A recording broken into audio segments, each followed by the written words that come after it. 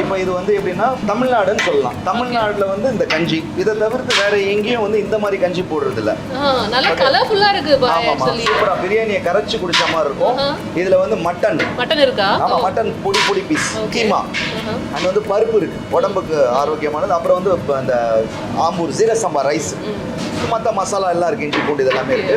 நோம்பு திறக்கும் போது என்னன்னா ஒரு 13-14 மணி நேரம் என்ன இருக்கும், அப்படியே வயிறெல்லாம் வந்து சுருங்கி போயிருக்கும். அந்த டைமில் தண்ணியை குடிச்சிட்டு இது குடிச்சோம்னா ஈஸியாக டைஜஸ்ட் ஆகிறதுக்கு தான் இதை வந்து பல ஆண்டுகளுக்கு முன்னாடி கண்டுபிடிச்சது. துபாயில், இந்த யுஏஇ, அரபுலலாம் வந்து இந்த கஞ்சி பழக்கம் கிடையாது. நோம்பு திறந்துட்டு ஹரிசா அப்படின்னு சாப்பிடுவாங்க. அதில் என்னென்னா இந்த பருப்பு வகைகள்லாம் போட்டு கறியை போட்டு ஃபுல்லாக வேக வச்சுருப்பாங்க, அதை தான் சாப்பிடுவாங்க. ஸோ கஞ்சி வந்து நம்ம என்ன பண்ணுறோம், தமிழ்நாடு மக்கள் இங்கே நிறைய இருக்கிறதுனால நம்மளுக்கு கஞ்சி வந்து ரம்ஜான் மாதத்தில் ஹியூஜ் குவான்டிட்டி சேல் ஆகுது. எவ்வளோ கஞ்சி நம்ம கொடுக்குறோன்னா 2000-3000 கஞ்சி டெய்லி விற்கிறோம் எல்லா ரெஸ்டாரண்ட்லேயும். Abu Dhabi, Dubai, Sharjah.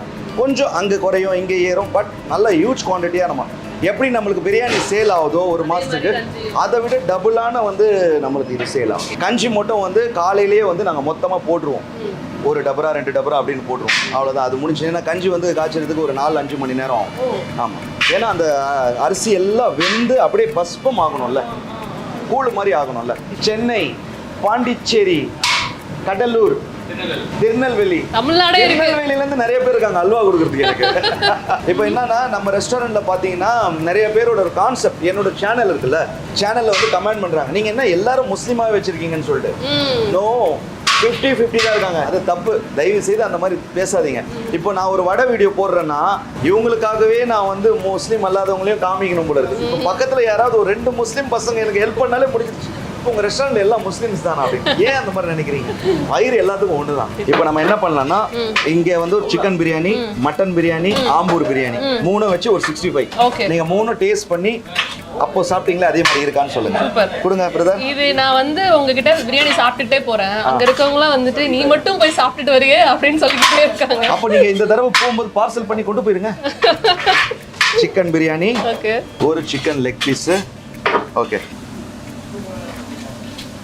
ஓகே. இப்போ நம்ம என்ன பண்றோம்னா அப்படியே இங்க போறோம். இது வந்து ரைஸ் குட்டி குட்டியா இருக்கு பாருங்க. ஆம்பூர் பிரியாணி ஜீரக சம்பா ரைஸ். இப்போ எது விரும்பி சாப்பிடுறாங்க பாய் மக்கள்? வந்து ஆம்பூர் பிரியாணியும் சாப்பிடுறாங்க, இதுவும் சாப்பிடுறாங்க. இந்த ஓரத்துல வைங்க. குட். இப்போ நம்ம வந்து பாஸ்மதி மட்டன் பிரியாணிக்கு போறோம்.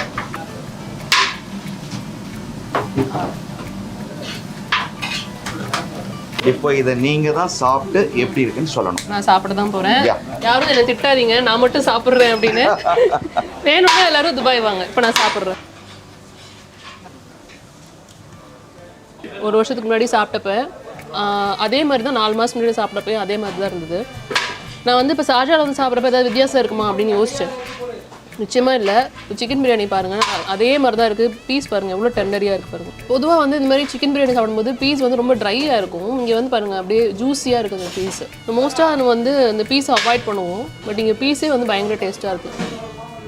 அப்படியே மட்டன் பிரியாணியும் டேஸ்ட் பண்ணிடலாம். நல்ல பீஸ் மட்டன் பிரியாணியில் எடுக்கும் போதே தெரியுது பாருங்க. பாருங்கள் எப்படி உடையுது பாருங்கள் பீஸு. செம்ம ஜூஸியாக இருக்குது. டேஸ்ட் பார்த்துக்கலாம்.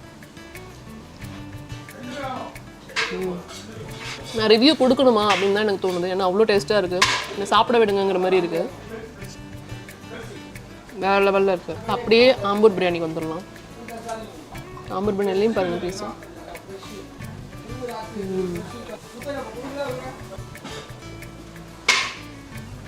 வேறு லெவல். இது வந்து ஜஃபர்பாய் பிரியாணி கடையில் மட்டும்தான் கிடைக்கிற 65. இந்த டேஸ்ட் வேறு எங்கேயும் கிடைக்காது. யுஏஇயில் நீங்கள் எங்கே போனாலும் சாப்பிட்லாம்.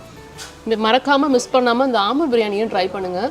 நம்ம பாஸ்மதி ரைஸ் நம்ம வந்து நிறைய சாப்பிட்ருப்போம் ஜஃபர்பாயோடது. ஆம்பூர் வந்துட்டு வேறு லெவலில் இருக்குது அதை விட.